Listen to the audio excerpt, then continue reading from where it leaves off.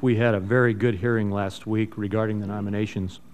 The hearing gave the committee an opportunity to better understand the qualifications of Ms. White and Mr. Cordray to put forth to lead the Securities and Exchange Commission and the Consumer Financial Protection Bureau, respectively. With respect to Ms. White, I fully support her nomination. Currently, the SEC is facing many demands, and expectations are high for the agency to complete all of its pending tasks in a timely manner. Ms. White gave very clear commitments to pursue the SEC's statutory mandates, which are to protect investors, to maintain fair and orderly and efficient markets, and to facilitate capital formation. Her commitment to continue the high standard for economic and regulatory analysis is extremely important. She understands that the SEC cannot rush its regulatory process without understanding fully the risks, burdens, and unintended consequences of its proposals. I also appreciate the high priority she'll give to small business capital formation. Ms. White received broad support on both sides of the aisle in last week's hearing, and I support moving her nomination out to the full committee. With respect to Mr. Cordray, I greatly appreciate that he's reached out to me and to Republican members of the committee. He and I had a very good and candid conversation prior to the hearing. However, the issue with his nomination is a broader debate over the structural creation of a new federal department.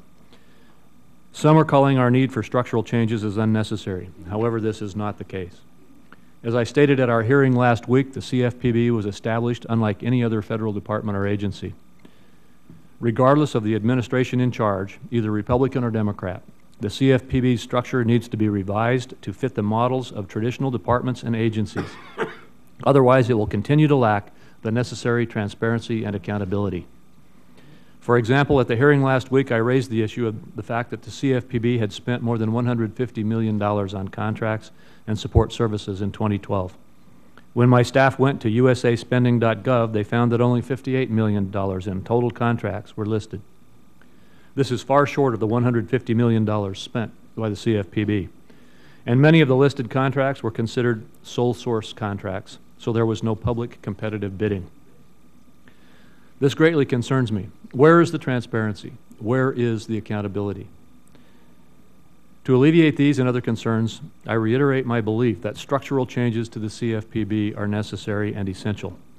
As I mentioned at the hearing, members of the Republican caucus sent a letter to the President objecting to the confirmation of any head of the CFPB unless structural changes are made to the agency. Structural and other changes at the agency are areas I believe we can find common ground to work with, as we can improve the operation of the CFPB, improve transparency, and improve accountability. Thank you, Mr. Chairman.